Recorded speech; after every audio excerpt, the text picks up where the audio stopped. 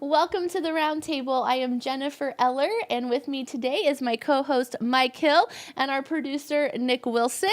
And our guests are Sharon Pulver and Craig Johnson, who are part of Blessings in a Backpack. But before we get to Blessings, we want to kind of get to know both of you. So, Sharon, can you tell me? I know you a little bit because your best friend's my hairdresser, so I've run into Sharon there before. So, I thought you were going to say the normal, like you go to the hairdresser that tells you about everybody else's life. No, because isn't that how hairdressers do? Like, aren't hairdressers the biggest gossips ever? Yes, a little, yes. But that's why I go to who I do. Tara is not like that, and her girls are not like that, and I appreciate that. Okay. I mean, I've known Tara for a lot of years, and so we have great conversations, but it's not the gossip type of stuff. Yeah, I just always figured if you want to know something going on, like, go to the hairdresser, and they got the scoop on everything. Yeah. Well, we happened to one day be in at the same time. Yeah, it hasn't happened since, but yeah, it was. I go tomorrow. You there tomorrow? No, I'm not there tomorrow. No, but yes. So yeah, my name is Sharon Pulver, and I am a transplant to Huntington, Indiana area. I actually grew up in Georgia.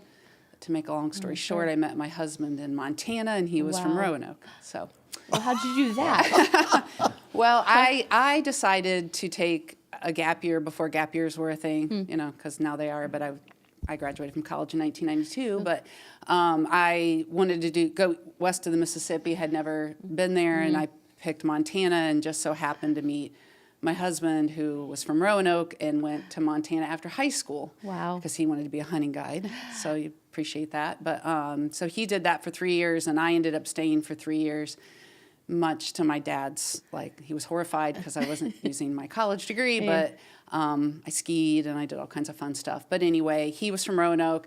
We knew we were going to get married, and there was not a lot of industry job type, couldn't get a job. So moved back here. And I've been here since 1995. So is that part of your spirit? Like, you an adventurous spirit? Like, yes, you're just yes. Living in Georgia and go to Montana. Yeah, of all places. Yeah. Well, I wanted to learn how to ski was probably my, and I wanted to see Glacier National Park in Yellowstone. So, yeah, I mean, I didn't grow up traveling, but I always have wanted to travel. And since then, we travel. We try to take a trip every year. So yes, I would say adventure is probably one of my core values. So. Okay. And that's where you ended up in Montana, is up near Glacier? We were in Bozeman. I mean, we were never in the same place because he was either hunting or ranching. And I was either a concierge at a hotel, or I was a nanny for a while. And then at the end, I ended up getting a job working at a law firm. But so can you give the, this is how we met story? Like, you decided to go out and hunt elk, and you met your hunting guide, and you got married out on the wilderness plains? Yeah. I'm just saying, is there is there some kind of a story? It was actually a dude ranch, and so I was the nanny to the owners, and Judd was a cowboy.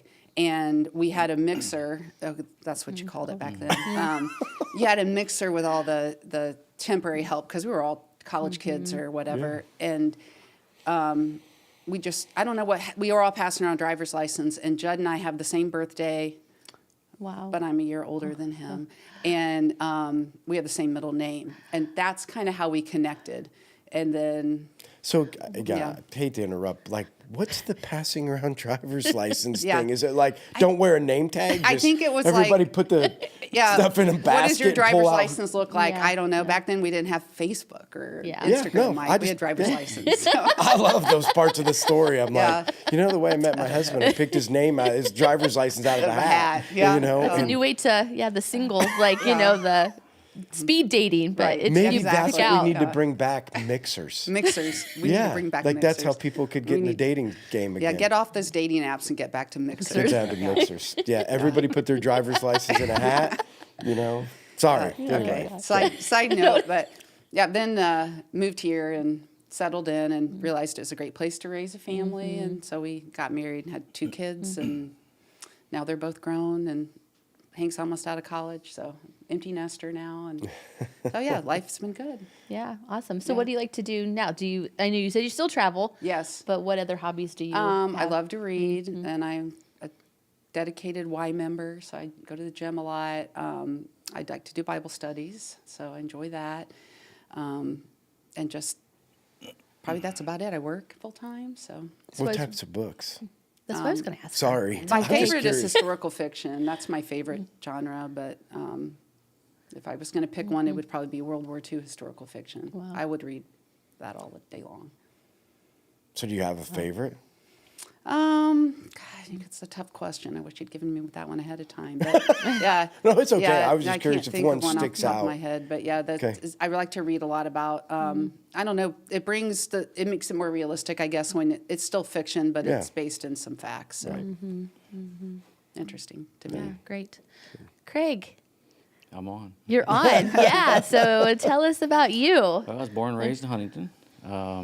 Except for the 4 years I went to, there's a university down in Bloomington, it's Indiana University. And so my second home. Boo. Hey. I Hey. knew you'd get a kick out of that. That's kind of my second home. I know the town really, really well. So I spent summers there and stuff. And I came back here, got thrown into real estate because my dad had a heart attack. So I was actually taking some classes up in Fort Wayne and doing real estate on the side. And once he had his heart attack, I got thrown into it and just kind of stuck with it. So, So what did you want to do? I mean, what did you go to college for? I was going to be an actuary. A what? Actuary. And that is? Somebody that does probably statistics. So if you have like insurance, they look at you and say, what's the risk of you being, losing a limb or whatever, whatever, it could Like, be- what's your life expectancy yeah, too? so And like, is are that you like a going to? real thing? Okay. It is a real thing. Like yeah. somebody sits around and says, we're going to decide to insure this guy, and we know that there's this probability he's going to get his Yes. arm chopped off. Yeah, they do probabilities for everything, and it's all computer based as well now. So I kind of switched. Thought, okay, computers are going to take over that, which they have somewhat, but there's still a job actuary. And then I wanted to be in accounting, and I got into economics, and when you get into banking. So there's a lot of different things, and when you're that age, you don't know what you're going to do. Because right now, I still don't know what I'm going to do in my life, which I tell my kids. So because when they ask, it's like, I still don't know what I'm going to do. So I got into real estate. I've been in real estate since May of '91, and my dad had started his own company and just kind of stayed with it. So I got into selling homes and buying rentals, and I do that almost half of the time now is buying and selling properties, buying, keeping, renting, remodeling, things like that. So I'm constantly getting calls for places that, hey, you have anything to rent type thing. So right now it's pretty tough for people. So got married and Okay, so you I got to tell did your not- story how you I met did Chris. not- You didn't do a I mixer? did not do a mixer. I did not pick her name out of a hat. She was a couple years older than me in school, didn't know who I was. I always thought she was something. And, Something. But I never really... Like something hot? Yeah, and I thought, okay. And I saw her at a wedding reception. And I thought, okay, yeah. And I got the nerve to go to her job and ask her out. And I gave her a business card because they called me sometime because I didn't know who she was with. I didn't want to disrupt her. Yeah. And she called me, and we went to an IU football game. That was your That first Saturday. date? That was our first date. You drove all the way to Bloomington? Yes. Wow. I figured we'd either know each other really well or know each other really well, And after that, we've pretty much been together since. It just kind of, we clicked, and yeah, so my oldest, he's my stepson. I call him my son. He lives in Bloomington. I've known him since he was 6 months old, pretty much. And he lives in Bloomington. He's a pharmacist. And my middle son, Anthony, he lives out in Seattle. And then my baby daughter, she's 24, and she lives in Bolivia, South America right now, teaching 4th grade international school. So, and she's engaged. Yes. Yeah. I was going to say, Yay, since our yeah. podcast, I I saw know. on Facebook, she got engaged. She So if you ever did. if you ever have somebody in Bolivia, you can't mail anything there. You can't mail a postcard, anything. You Nothing. can't mail anything? Nothing. Nothing gets through. Nothing. They can't mail anything in or out. So, Are they a communist country? kind of, yeah. Okay. I didn't Wow. know that. Yeah. So I know that when she travels down there, it takes her a minimum of 30 hours travel time because of all the different flights and layovers and stuff. And she had get stopped at I think it was in Bogota, Colombia, and she had Cheez-Its and she took that out of the box. She had what? Cheez-Its. Oh. Loves Cheez-Its. Okay, the toasted kind. And yeah, if you get the wrong kind, it's the wrong kind. You gotta get the toasted. Girl So knows what she wants. She That's took okay. it out of the box because it couldn't fit in her backpack, and when they got there, they confiscated it because it wasn't in the box, didn't have the nutrition. Oh, she was upset. Oh boy, taking food away from her. Boy, I'm not sure wow. I'd challenge the Columbia TSA. So Over Cheez-Its. You can take Yeah, them, it's- really. It's okay. So it's humorous stories, but to plan a wedding when the two are in Bolivia, South America, is kind of you do everything planning first, and then he asks her to marry her, and then now we're official. Yeah. But it was already planned. He wanted to talk to me. I respect that, and they're only home certain times, so their school year is pretty much about what our school year is here. So they're off in summers and spring breaks. And all that. So yeah, and he's from Pittsburgh. Yeah, awesome. Yeah, I got to meet him. He I'm was really a Steelers sweet. fan. Yeah. He's a Steelers fan. So, Too bad for Yeah, him. awesome. Right? Yeah, Didn't I they know. get beat last night? They did. Yeah, they did. Yeah. We didn't have that game on, so Yeah. we've been watching a lot of football. Who? Our house has. Oh. I've watched more football this year than ever in my whole So are you, entire are you life. now like I love it? I don't know if I love it, but I don't know what game we had on last night. Buccaneers and the Eagles. Eagles, yeah, yeah. that was an The Bucs interesting beat the game. It Eagles. was like, oh my gosh, it Yeah. was just Yeah, it the was Eagles kind of just crazy. took a dive. They were 10-1, Yeah, and so. then Yeah. Here's a quick question. Yeah. So, did she think it was weird that you showed up at her work and said, "Here's my business card. Do you want to go on a date?" I think so. Yeah, it took her I a while just to love call these me. old stories. This is so much fun. It's not It was- anything like it is. I mean, she today. heard all these things like, well, if we go there to Bloomington, I'll find out if he smokes cigarettes. 'Cause I don't want that. Because he's a big drinker. I mean, she's gonna find out these things, I guess, and evidently I talked more than her, and which is unusual because I'm not a talker. Was she from Huntington? And did She's you from guys Huntington, go to high yeah. school together? Or? She was a couple years older than I Okay. was. Yeah. All right. She was, well, I saw her. She was in the band. She was a baton twirler. So she was one of those. And I'm like, okay. Wow. So it she just- could do the whole like all the way up Yeah, there. I get her catch to try it. to do it every once in a while, and she won't. Can do she it. still do it? She won't do it. So I don't know. Oh Yeah. gosh. Yeah, when you find the Yeah. old baton and stuff. Yeah, no, sorry. I just want to. I think I'm coming up with ideas. We need to bring some of these dating things back in the game. Yeah, we should Right. talk to some people and who is this guy? And she kind of knew who I was. And Yeah. It just kind of. Yeah. The other thing is, I don't want to be morbid, but did your dad die of a heart attack? No, he's Okay, still but just living. kind of took him out of Yes, the yes. realm. Okay. Um, To kind of made you step into the leadership role. yes. Okay, mhm. got it. It was just kind of he was 50 years old and just had a heart attack, and it was right when we got back from. He won Indiana State Realtor of the Year, and the convention was in Hawaii, so I went to Hawaii there with him, and we had memories. We out in the water, hitting the waves, just way out in these sandbars and like that, and we're kind of the only ones out there, and we found out the next day there were shark attacks around. Well, Wow. Wow. we didn't know that. I mean, we just got there, but yeah, when he got back, it's just something. He just didn't feel well, and said he had a heart attack and bypass surgery, and Wow, good. Yeah. yeah. Yeah. So what do you like to do? What's your hobbies? Are you a Well, I reader? used to officiate high school sports. I did retire finally last year. I just said I'm done. So you like I did basketball, baseball, softball, and Wow. volleyball. My passion was baseball. Got into softball because everybody said it was a shorter game, which it is. Easier. It's not easier. It looks easy, but it's not. Because you got a lot of girls playing, and that's all I want to say. That's awful. I take offense to that. I'm just kidding. offended. I'm just kidding. No, you're not. No, you're not. It's okay. We're real on this podcast. You don't have to apologize. Girl for drama, opinions. huh? 'Cause you hear all the stuff when you're out on the bases. You hear about relationships, and it's just okay. Okay, so do you have like a signature strike call as a home plate umpire? Like, do you have the Oh yeah. or something like that? Oh, yeah. Can you do it? Is it loud enough? Because every home plate ump has Oh, yeah. something, right? Oh, Like yeah, and that's they kind of their. They always make fun of it after you hear it a Oh. couple times. They're like, oh yeah. So it's huh! Yeah. See, everybody has something. I have. Yeah. Yeah. Did you throw anybody out?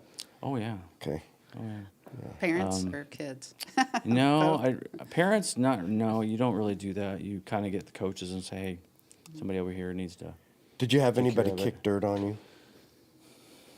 I'm just Not that thinking I'm of all aware of of. these things you see on TV. The guy brings a trash can out and puts it on Yeah, home that's- plate and that crawls kinda- out in a grenade position and throws or Yeah. picks the base up and Everybody thinks they're the end all be all coach or something, and their child's going to be the next Oh, I baseball player. It's like so it trickles down from the pros because they get paid. That's Yeah. their thing. And now you think, okay, well I can do that too, and it just trickles down, and it is bad right now, yeah. especially in basketball. But Everybody's an NBA player. yeah, it's Probably why there's a referee shortage, right? Or Yeah, not? and Is there one? Yeah, I think Oh so. yeah. Yeah. Oh yeah, there is quite a bit. That they're thinking about football, maybe having Friday games. Some go on Saturday because they don't have enough officials. Really? Yeah, so it's a real thing. And Because they're just sick of it, like, or does it not pay well, enough? If the best way to explain it is if you're a young official coming out of college or whatever, and you're really gun ho, and you do games, but you're doing games that are freshmen or lower levels, and there's nobody in the stands. So when somebody says something, you hear it, and there's coaches out there, not picking on the coaches, but they want to be freshman coaches, but they want to be JV. Yeah. They want to move up. Yeah, So right. they're trying to do something. And you hear that all the time. Where if you're a varsity coach and you've been there for a while, yeah, you hear them and you can talk to them, but it's just different. I don't know. It's just, and you have to have a thick skin. Do you have it? Do I have it? A thick skin? Oh yeah. Yeah. Oh yeah. Yeah. With me doing it for so long, gosh, I started in college and did the intramurals, and that was probably worse than because intramurals you have all the fraternities and sororities, and they're all It's like big reffing competition. Salvation Army. Yes, yes, and What? I don't know what that means. Salvation Army basketball. You got Yeah. guys like me coaching. Yeah. A bunch of kids that quit high school basketball and then they're Okay. playing and it's like yeah, and then maybe somebody had a riff with somebody else and they're playing that week. Yeah. It boils down into the game. It's Yeah. just, it's all. you have the all out fights. And us coaches Nice. and officials don't know what's going on, but then something happens, and it's just so you have to have thick skin. So yeah, I've thrown out pitchers, catchers, basketball players, Yeah. coaches, technicals. Yeah, I always think the great thing about football is I don't think the refs can have near the impact that they can in basketball. Like refereeing in basketball can just change the whole complex of a game.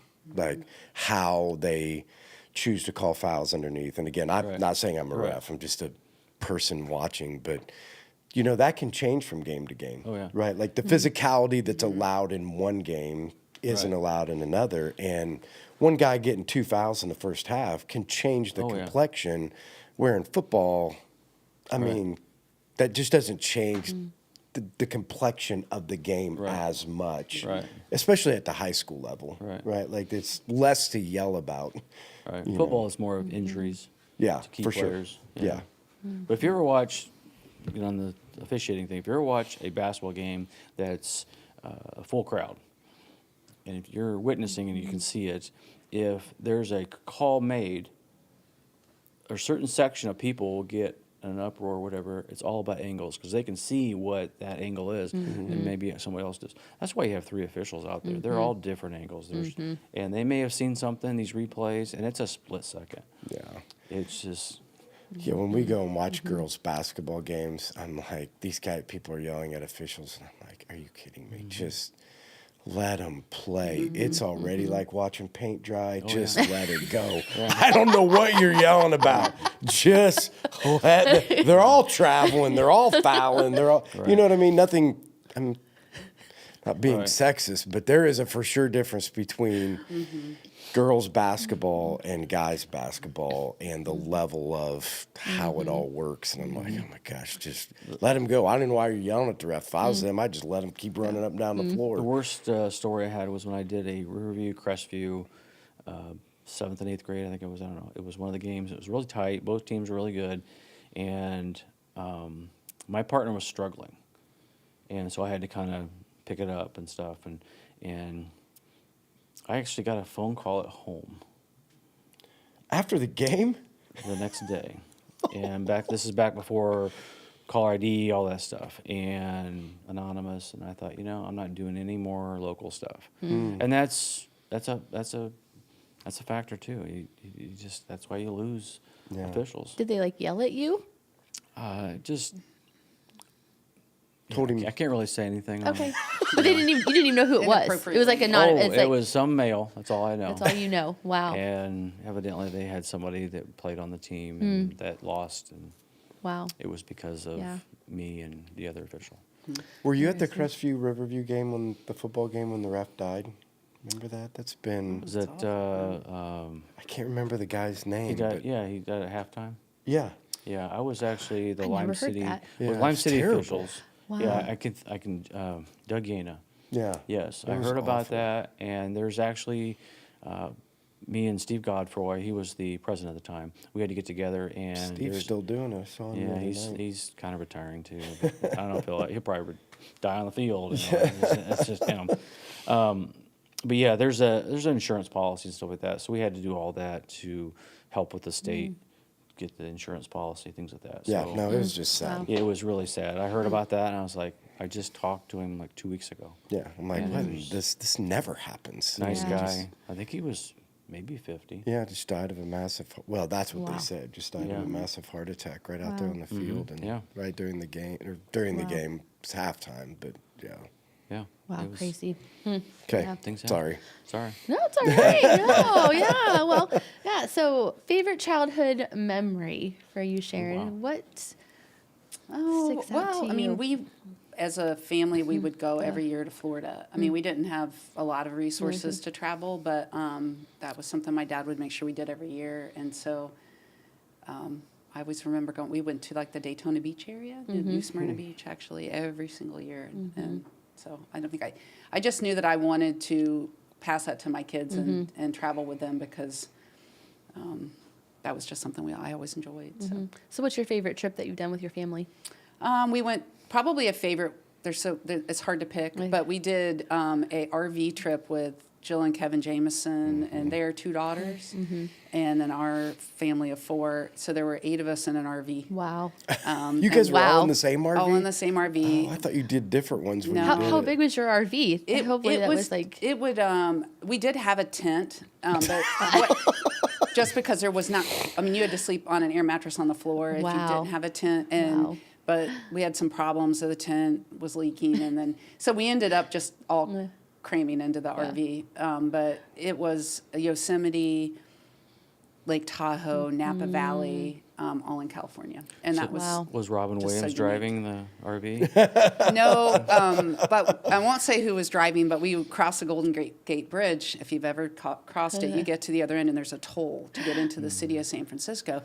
And there's various widths of the lanes. And we were in a lane that wasn't wide enough, so we pull up, and the dads are up front, and the one dad looks out the left and goes, I'm -2 inches, and the other dad looks out the right and goes, I'm -6. So we had to back up on the, my back up on the gosh. Golden Gate Bridge and get into a different toll Wow. booth lane to pay our toll. But it was just a blast, and we're all pretty low maintenance people, so like the quarters didn't bother us. We just had a great experience. Yeah, So that was a lot of fun. Awesome. That sounds Yeah. like my RV story when we went out west in Tony's RV the one time. We're Yeah. in Flagstaff, Arizona, and we're going down the wrong way, and so we have to turn to get on another road. Well, it's all hills, so you turn. There's this great big hitch hanging off the back, so I turn to go up. The hitch digs in to the pavement. We're stuck right out there in the middle of the road. Yeah, I mean, the RV's like hitch dug in because you can't back up because you back up is digging in more, and then the more you go gosh. forward, it just keeps digging in. I'm like, Somebody better call somebody. We ain't going nowhere. Like, Yeah. those kind of stories. Wow. Well, That we was awful. always wanted to retire with an RV, just maybe for like 3 or 4 years and go see all the national parks. Yeah. And so this was sort of a litmus test for, do we really want to do this? Uh-huh. And Judd and I walked away loving it, so we know we want to do it in a few years. Hopefully, we'll be able to. Yeah. That's Retire awesome. and be in a Awesome. Well, full-time RV. I'd like to get it in a few years and then have a few years to work and, you know, and maybe just take it on smaller trips and Yeah. then in our young 60s, while we're young enough to hike and Right. take it around the country. So Sounds that's great. awesome. Yeah, for sure. Yeah. Yeah. So what do you do, Sharon? What- I work for LKQ Corporation, which is Okay. Transwheel's the local branch. I work for the corporate headquarters now, which is based out in Nashville. I just changed jobs last summer, but I've worked there since I moved back in 1995. So I've had one job my whole career, but now I'm spreading my wings a little bit and doing some IT work. So, but I'm enjoying it. Yeah, awesome. So your favorite childhood memory, Craig? Well, I was thinking, I don't really have a certain Okay. one. I didn't really have a childhood. What do you mean? I just Swimming in Hawaii with sharks, right? That's what you. Yeah, I mean, I had so many memories. I mean, nothing's. So I guess my childhood memory is remembering all the things I did as a child. It's just so many different. And thinking about that, I'm thinking about things right now that I have not thought about in years. So, you know, trips to Boston, trips to Grand Canyon, trips to all these places around. So you guys were travelers. Somewhat, as best we could. So that's when me and Chris, my wife, was raising our kids. We wanted to do stuff as well and do traveling and things and happily have them remember things as we did. I think I traveled more than her as a kid. But, and it's now that they're growing up, we went to Glacier, and that's one of my favorite trips. Anthony lives out in Seattle. He kind of remembered it.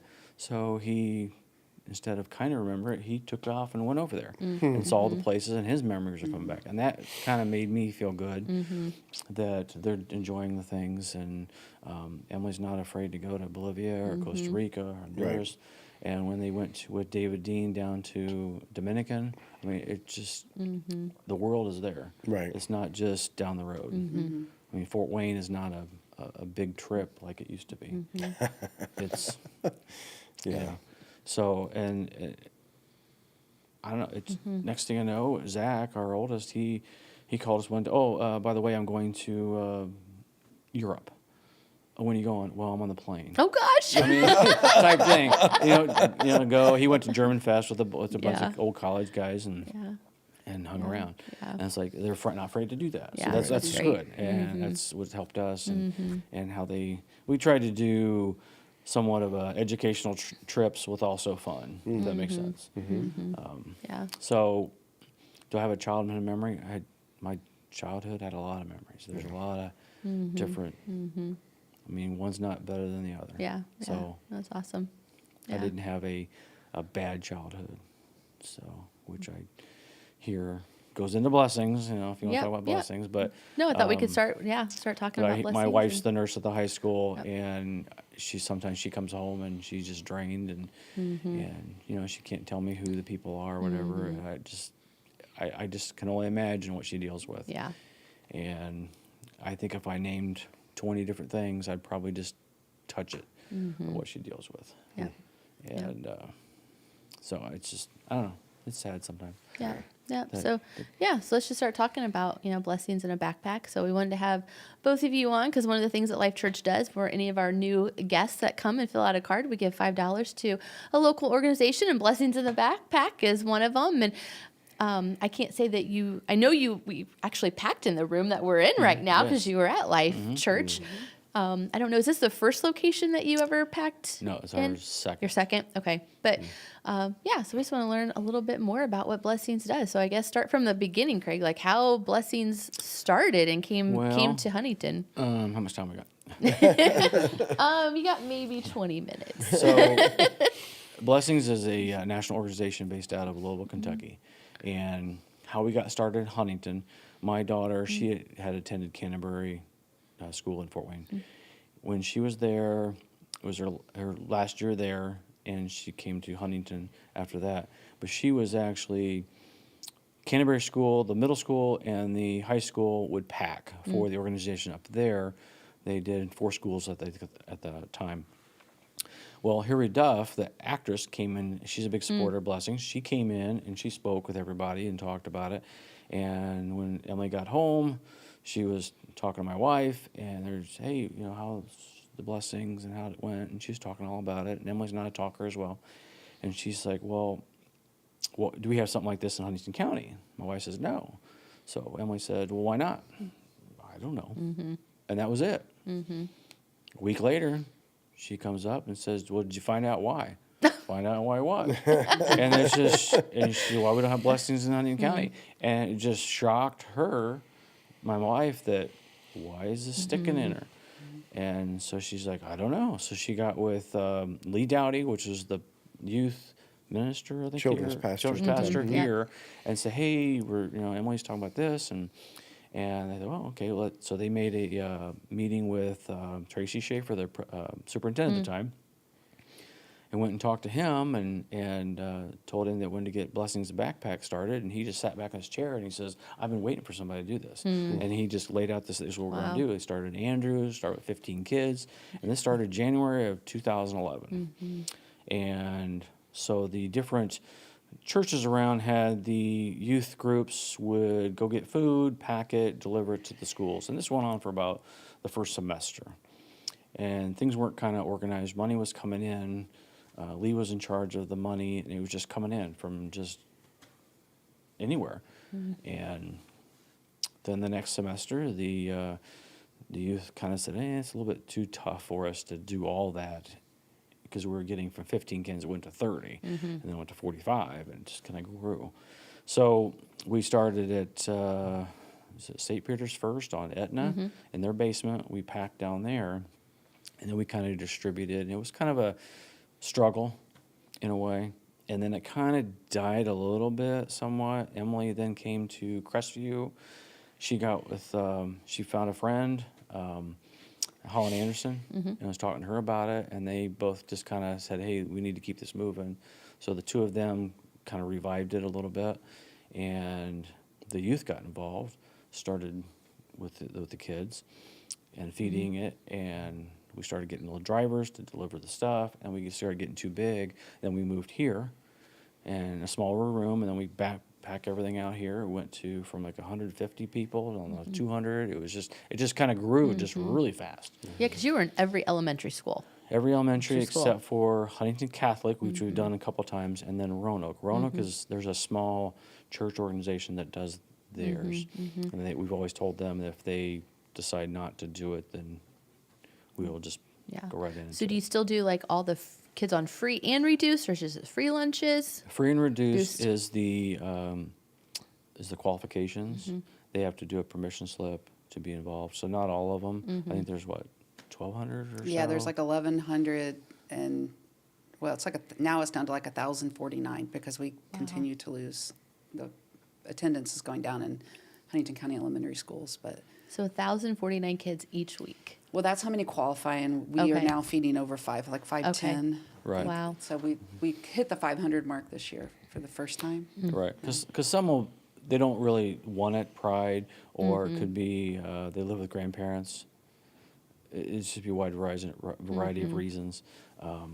So Meaning they have to sign something to be able to be involved in Blessings? yes. Okay. It's we give permission slips out to the counselors, which gives it to the teachers, I guess, and then they kind of know who and what. And once they're on the program, the next year they're continued on the program until they opt out.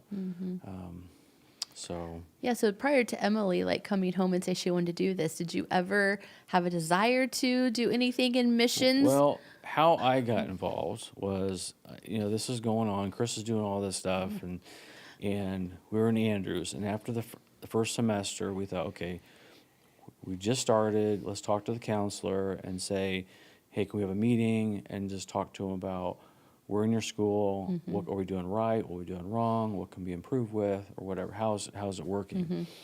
And I thought, okay, I'll go. you know, and I think it was Chris and a couple other people. It was Dana Myers involved too, and her kids went to Andrews. So I just, okay. So we met with the counselor, and the counselors say, you know, there's some kids that when summer comes, you want them to go home because you're like, and there's other ones that are like, you know, their home life, and it's like, ugh. And there's this one girl that came in every morning, had a horrible home life, and she knew it. So every morning she'd brush her hair. She knew she was on blessings, and she thought, oh, we're coming in. I'll ask her about blessings. And she's like, oh, you know, you get your blessings. Oh, yeah. And she goes, well, what do you like about it? You get Pop-Tarts, and we gave fruit cups and ramen noodles and all that stuff.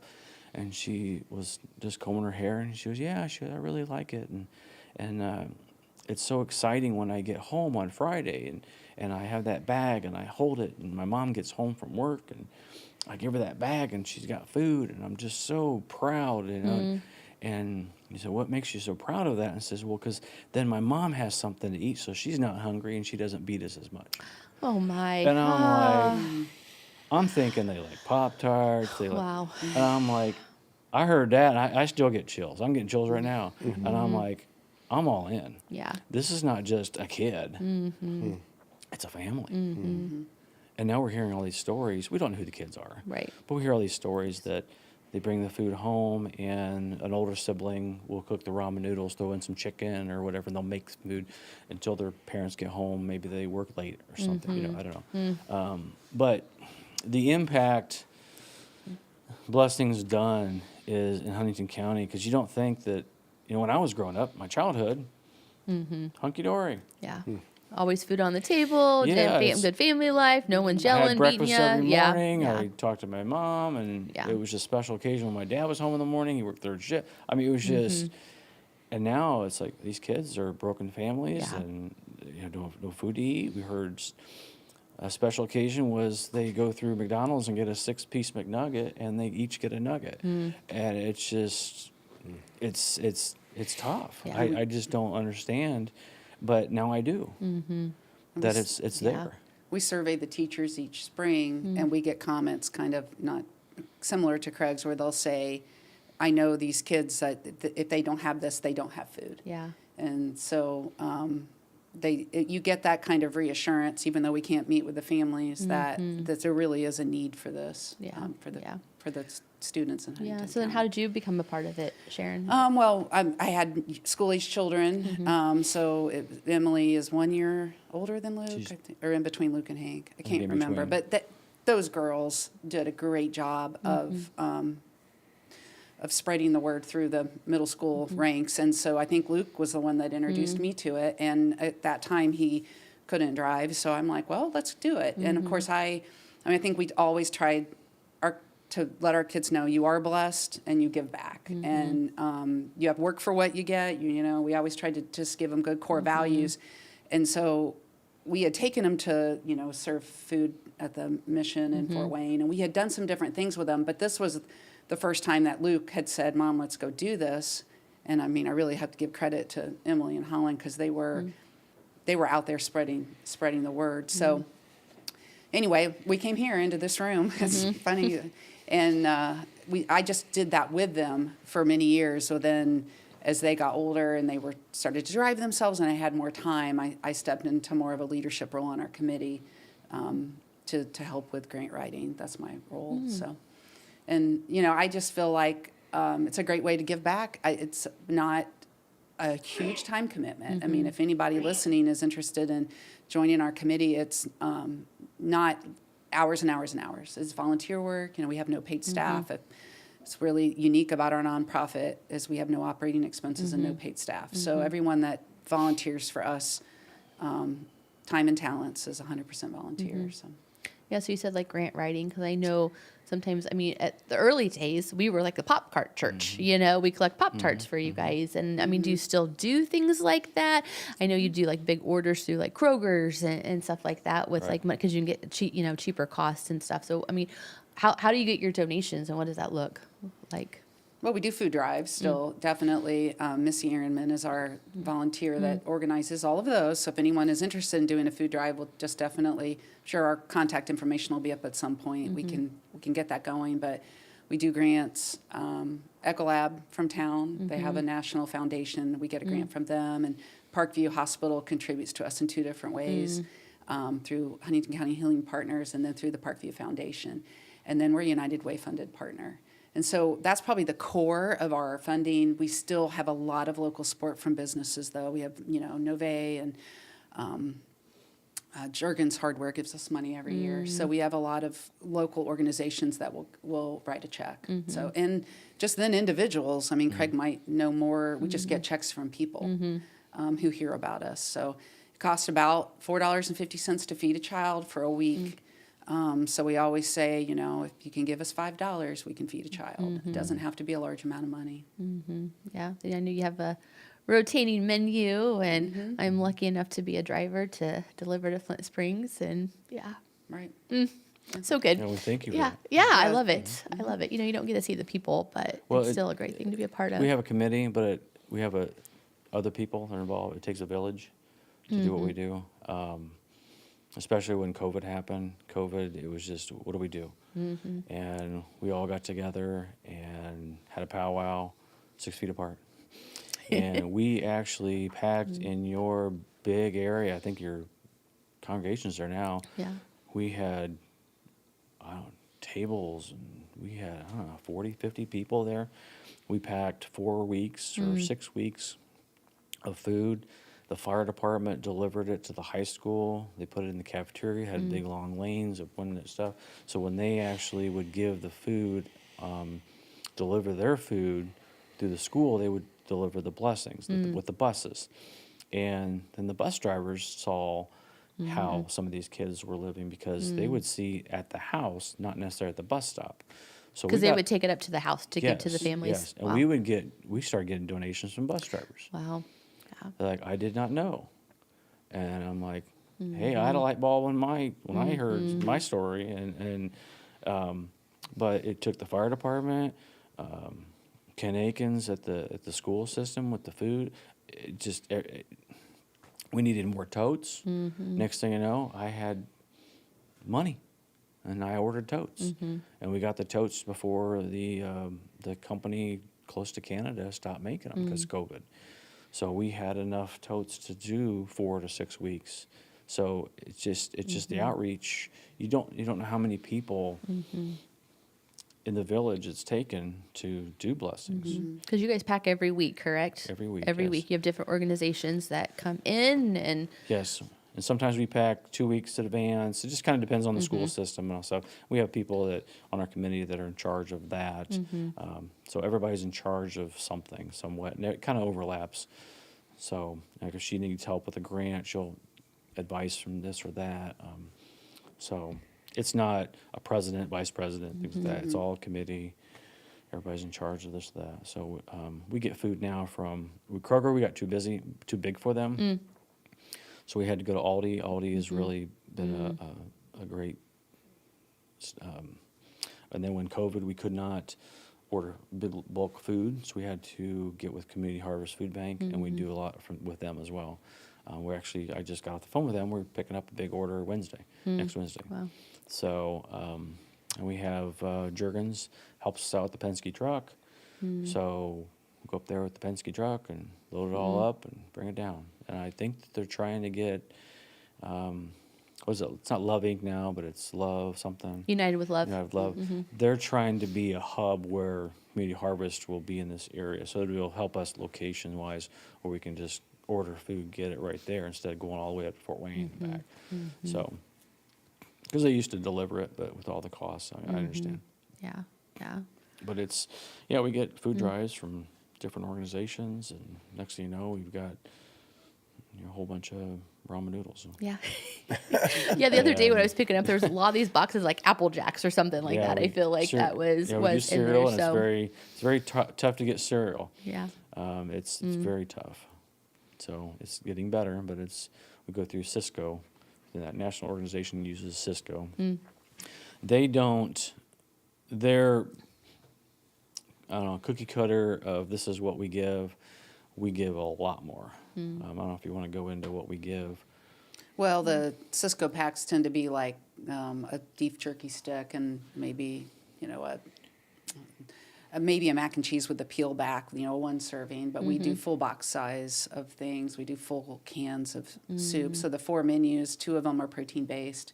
So we do a can of chicken with like a noodle dinner, and then supplement with a fruit or vegetable and cereals and some snacks. And mac and cheese goes out every week because we think it can hopefully either feed the family or feed for a couple of meals. Yeah. And then 1 week we do peanut butter and jelly. So again, that's a protein source. And then the other 2 weeks we just do like a canned soup or a ravioli, like a SpaghettiOs or something like that, along with mac and cheese, ramen noodles, fruit or vegetable, and breakfast and snacks. So as food has gone up, obviously our cost has gone up and our number of kids have gone up. So we do have a need for continued donations and or more food drives. So anything anyone wants to do to reach out to either Craig or myself, we obviously would be more than willing to discuss with them how they can help us continue to serve kids. So Yeah, and I guess that's my big question is like, so right now you use the number 500 kids, like we're taking care of 500 kids. There's 1,100 whatever available to be able to get in that. Are there barriers right now that need to be overcome so you can do more, or are you guys kind of at the limit of what Blessings can do? Because I'm just to help our listeners and our viewers understand, if you could remove this barrier, if we could bring in an extra X, if we could figure out something else, it gets us to another level to be able to do more. Are there, I don't know if I understood it right, but is there any of that that's the case? well, a few years ago, Craig raised the question to our committee because we used to, budget-wise, based on funds, we Okay. used to say we can do 350, we can do 400. And we would tell the counselors to say, well, find your most needed 100 children. And they would push to get those 100 kids signed up. Well, a few years ago, Craig said, let's have them send home one to every qualified family. And so that's been our policy ever since. If the family's qualified, they're getting a permission slip. Right. A few things we did to try to increase participation was when the school would allow us, we would show up at back to school nights. Now that got all shut down during COVID. Most schools wouldn't allow it because again, there's a little bit of that confidentiality of who qualifies for free or reduced lunch. So some of them were like, well, have the table, have the forms, people can come up and ask, and and you can say, you can take a form or you can ask the counselor if someone doesn't want to take the form in front of the whole school back to school night. So we did that to try to help, and then we went to the Department of Family Children's Services. We work with Carrie Baker. We give her permission slips. So as they're visiting families that they know will qualify, they ask, hey, are you signed up? Here's your form. So those are the kind of the 2 things we've done. That's the limit of what we can do because Sure. we can't really approach families. Obviously, if we had 1,000 kids sign up, I would certainly tell you we would need more funding. Right. So, Right. but we would be willing to serve 1,000 kids if we had 1,000 kids sign up. Right. We'd figure that out. Right. So if you were going to ask people to say, you know what, the best help for Blessings in a Backpack today, if you're listening or watching, this was how we would like you to respond, what would it be? I know my answer is I feel like I would like to see more people join our leadership committee or even just to be a volunteer. Like we Okay. we did an open house 2 falls ago. It wasn't this past fall, but it was fall before. And we got 10 volunteers that they didn't really want to be on the committee, but they're in a group me chat and we say, come Wednesday night, and they're there. They'll be there every Wednesday night. If we're short people or we need to throw together an emergency packing because of snow. So I know that the long term, we want to continue to get new ideas, maybe new ways of thinking, new leadership. Chris has ordered food for 15 years, Been a while. Yeah. So it'd be nice, maybe somebody new wants to come in and learn how to order food. Like we can start to cross train and bring more life into our committee. I think from that, then we can find new ways of funding from new ideas, new people. We can find ways to solve funding problems or food problems. So that's my answer. Yeah. And you can always ask for money, things like that. But mine is, it was pre-COVID. Me and a past committee member, Holly Tester, got involved to try to get the youth. We wouldn't have I look at it as this is youth feeding the youth. And my ultimate goal is to have somebody on our committee and say, I'm on this committee because I was one of those kids that got the food. I'm just waiting for that day to happen. That's that right there. I'll be complete. So if you're out there, come see me. But it's pre-COVID. We had a youth team. They were leaders. They led every packing. Us adults just kind of sat back, make sure nobody's getting hurt. But when somebody said, "Hey, what do I do about this?" Well, go talk to Joey or Amy or whatever, and they were in charge. But them to get involved, and we need to get the youth back. And they were a part of our committee, because when we got to a point that all of a sudden middle school counselor came and said, "Hey, these kids were on blessings, and now they're in middle school. They're asking for the food. What do we do?" And we started talking about it and everything like that. And the youth leaders are on there, and it was my daughter at the time. She says, "What's our mission?" And if you know Emily, she'll feed every kid in Lane County. And I got out the mission, read the mission. She, "Have we fulfilled our mission?" I said, "Well, no, not yet, because we still have some people." And she goes, "Well, somebody's going to take care of them. We need to fulfill our mission," which kind of surprised me. But Love got involved, and now there's Teen Pack, I think it's called, or something like that, and the high school. So they Meaning that it takes care of middle school and high school. yes, so Got they it. would Oh, use wow. their clinics. They would deliver food to the clinics, and then the kids on Friday would pick up their bags on the way out. Now I think they have a grant. They deliver it to their houses or something like that. I don't know how that works. But Yeah, that was like a little bit of a barrier of going to the clinic at the high school and picking up your food, and your peers would notice. Right. So that's a United Way actual grant that they have DoorDash drivers deliver it to the that's what it homes. is. So that's all through the United Way. Okay, DoorDash. Okay. Wow, I didn't know that. That's I learned exciting. something. I learned Yeah, it that's too. great. Yeah. So volunteers. I would like to Right. get the youth more involved. Okay. Because the youth can be in there, they can be passionate to it, they can feel like they're giving back. Because we do have an influx towards now and a little later. A lot of seniors want to get their service hours in. Yes, that's great, but I'd love to have them get involved as freshmen, sophomores, and it's not a huge time commitment. But if they want to get others involved, and they tell us adults what we're doing wrong, great. That's what we want to know. So we want the youth to be the leaders and build leaders in our community. Right. So that's what I would, if there's any parents out there that have kids that need something to do and feel that there'd be passion, let's start the youth leadership again. Because when COVID happened, it died because of COVID.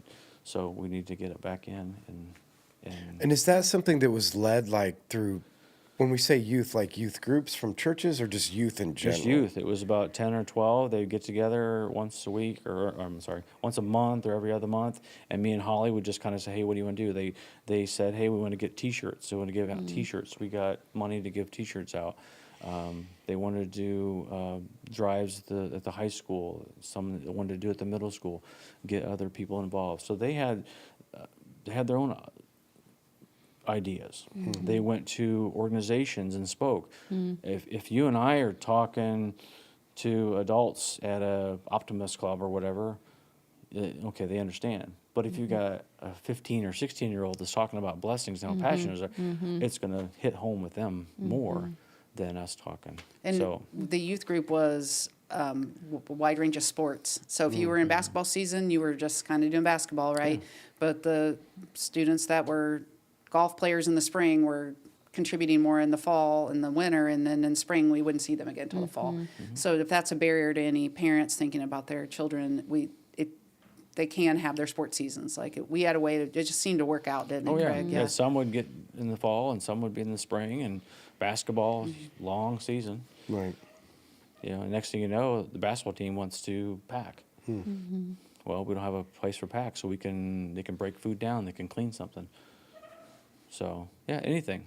So, Yeah. So as we're ending it up, so we'll put obviously some sort of contact information of how people. But if somebody's out there listening, watching, so if you're a youth and you're watching, or somebody who's involved with youth, it's like get with you guys, be able to volunteer. If it's people that can be a part of a leadership team or be on a committee, if if churches want to do food drives, like I'm still trying to decide how that part works. Like how do you decide if you're going to do one or not do one? Maybe they just ask you guys to Yep, say, if they're interested, we'll do one, Okay. yes. And we have a contact person that Sure. will organize it with them. What item, they'll tell them what item or items to collect and a date and all that. Right. So if churches want to be involved and be a part of that, and then obviously through one of you guys, that from the donation standpoint, there's a way to be able to donate to Blessings. I'm assuming that they can easily find and be a part of. And Yes, yeah, we're working on a website for Okay. donations that through the corporate Blessings in a Backpack. I've started to work on it. I don't have it finished yet, but they can certainly mail a check or make a phone call, and Right. we can work with them on that. So Yeah, but either way, it's. I mean, we'll put out some sort of, when we put this podcast out, there'll be an opportunity to put some sort of a link or thing that'll be able to get to that. And if you would say, we'll kind of end it with this, to any local churches or people, other than the things that you say, are there ways that we can help bring awareness to what's going on to help engage more people?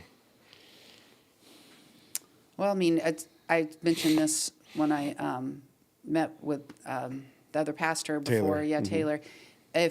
We're certainly more than happy to come and speak at any church, this church, Life Church, any church. So that's one way that if people, if 5 minutes at the end of any service, we can give a much shorter spiel than this. So, And if people want to know more what Blessings is, I just tell people, okay, imagine just eat lunch on Friday and don't eat until Monday morning at breakfast. You understand what Blessings Yeah. is. I mean, that's what Yeah. it is. Right. 'Cause these kids don't have any food from lunch to breakfast, and that fills that gap. Yeah. Yeah. Good. Well, again, thanks you guys for coming on. I mean, I think that obviously people have got a perspective of what needs to be done and how they can help. And so when we put this out, we'll try to put links together. And again, if you're somebody that's out there that's listening or watching, be a volunteer, get involved, get with you guys, be a part of it. As local churches, we need to try to figure out how to keep telling the story. Like you said, there's nothing more powerful than the story. Right. The story that you told of a young girl taking her meal home and, not getting beat as much because she has food. I mean, those are the kind of, not you can tell that direct story, but this is why, because they're, I've always said this, is that it's not because of a lack of money or resources. I mean, the food crisis is not because of a lack of money. It's either a lack of awareness or we're too greedy, one of the two. Because the amount of money that's in the United States of America in communities, no one should be hungry and nobody should have those problems. And so we need to figure out how to step up, be a part of, support organizations that are, the basic need. And that's, something that it's hard for some of us to understand because you've never been there, right? You've never been in a place where you go home and there's nothing in the cabinets, so there's nothing, to be able to eat, and what stress that puts on.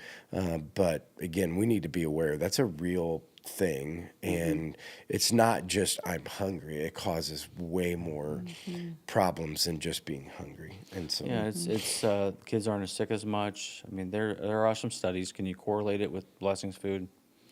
I mean, it's nothing 100%, but the attendance is better. People are there. They're not, Friday comes, they're not worried over the weekend. They're not concentrating on their teacher because they're worried about food. So that kind of takes it out of their mind. But it seems like they're healthier, more attentive. Have grades gone up?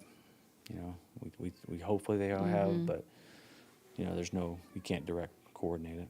But, No. Yeah. But one plug I'd like to have is, if you're looking for volunteers, things like that, is we are in the early stages of building a facility of our own. Wow. That we have the plan somewhat, but we need to have some idea of the cost of everything involved. So if there's anybody out there that has any type of, I don't know what the word is, but general experience contractor or contractors' experience on something like that, I'd love to talk to them, because we want to say, okay, this is how much we need to raise, and then put that out for raisement of that.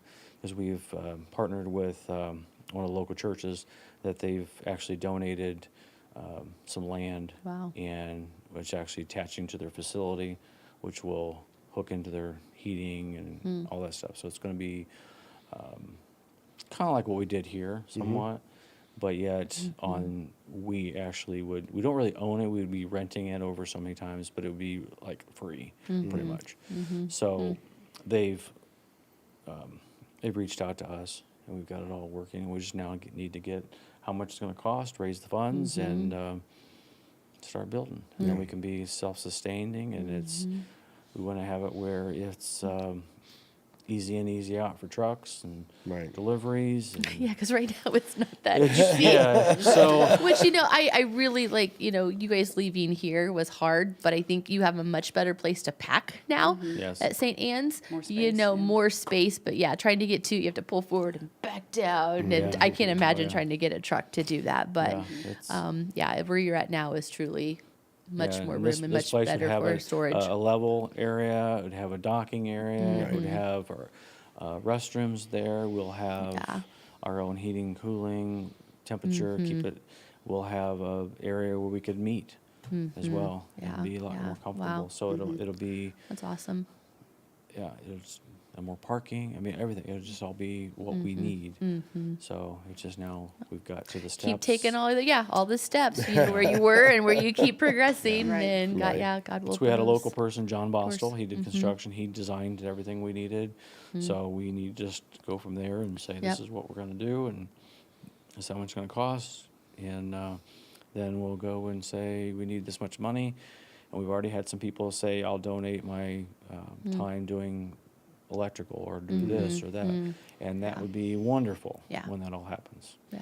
But we need to say, okay, this is how much it's going to cost if we had to pay for everything. Right. Right. Yeah. So Yeah. That's 'cause exciting. the Exciting money things we- are on the Exciting. the money we horizon. get for food goes Yeah. 100% for food. food, Right. yeah. This would be so different. Right, Yeah. to be able to raise money for that. Yeah. Right. So something you can be looking for, Yeah. that coming out. Yep. And, Yeah. So again, thanks guys. We love that you came on, share your story. Love to hear Thanks what for God's having us. doing. And again, so you guys that are listening or watching, make sure that when we put this out, you like, comment, or share, because that gives it the ability to be on way more feeds than just what Life Churches is. And then the more that you comment or share, the more that we can get out to other people. And if you see, obviously you guys are out there, if you see these guys in public, come up, say hi, try to figure out how to get involved. And again, we'll put out a link of contact information. So if you're listening or watching, give you an opportunity to be able to do that. So thanks, guys, for your stories. Thanks for everything you're doing. And thanks, everybody, for watching or listening. And we'll see you guys next week. Bye. Bye.